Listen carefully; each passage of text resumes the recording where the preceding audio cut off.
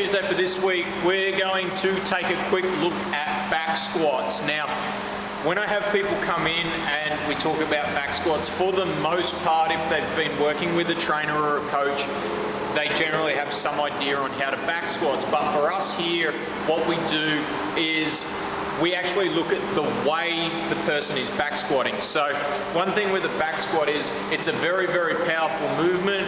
We think it's the king of all barbell movements. It's something that everybody should be working towards, but there are different ways to do it depending on what your goals are and what you're trying to achieve. And it all has to do with your torso position, your knee position, and how you're squatting.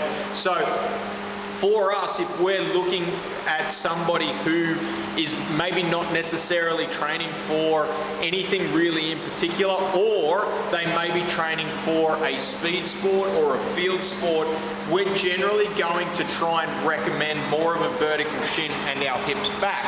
So what that's going to look like is we generally only high bar, nothing wrong with a low bar back squat, but for us we're high bar. What we're trying to do is reinforcing our good athletic position. So feet outside our hips, toes pointed forward, digging that big toe in, and then from there I'm going to cue the person to sit back. What we don't want to do is we don't want to overextend. We want to try and keep those ribs tucked down in line with our pelvis, driving back, sitting back into it, and then driving up from there. Nice and controlled on the way down, and then driving up. What we're looking for when we do that with somebody is we're really looking to get those glutes and those hamstrings firing. So that's why we want the person to sit right back, why we're looking for a relatively vertical shin, and why we're trying not to let those knees come too far forward. The reason we would try and do that with a lot of people is because of posterior chain weakness. So weak glutes and hamstrings could be manifesting as lower back problems, a little bit of tightness, things like that. So we're really trying to work on that stretch reflex in the bottom using those glutes and those hamstrings and firing back up out of there. We're not trying to drive those knees out too far. We want to keep those feet nice and flat on the ground. We're doing that as opposed to an Olympic weightlifting squat.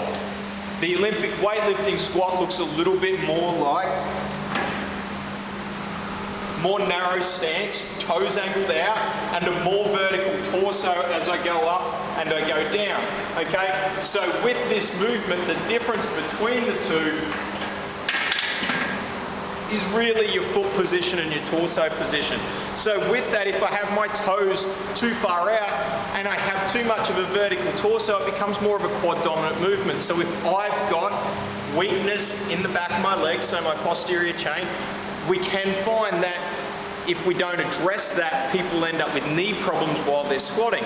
So while a squat is a very powerful movement, we need to make sure that we're prescribing the right type of squat for what the person needs and also the goals that they're working towards. So a squat is not just a squat, is not just a squat.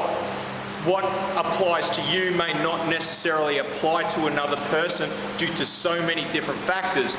The thing with this, and the reason why I felt this so important to go through, is we see a lot of people squatting a lot of different ways and then all of a sudden getting injured due to 1, 2, 3 or 4 or 5 or a whole multitude of different reasons. So what you need to do in order to work out what you want, you need to get pretty clear on what it is that you're training for and what you want out of your training.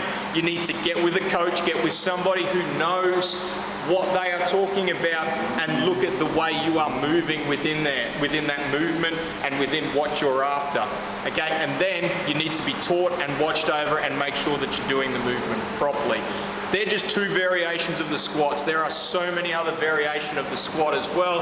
You've got box squats, you've got low bar squats, you've got banded squats, you name it, you've got it, in order to sort through the whole multitude of stuff that you need to work on for yourself. Best thing to do, go find somebody who can help you. If you need our help, hit us up. You can send us a message, check us out on the socials. All right, good luck everyone, bye.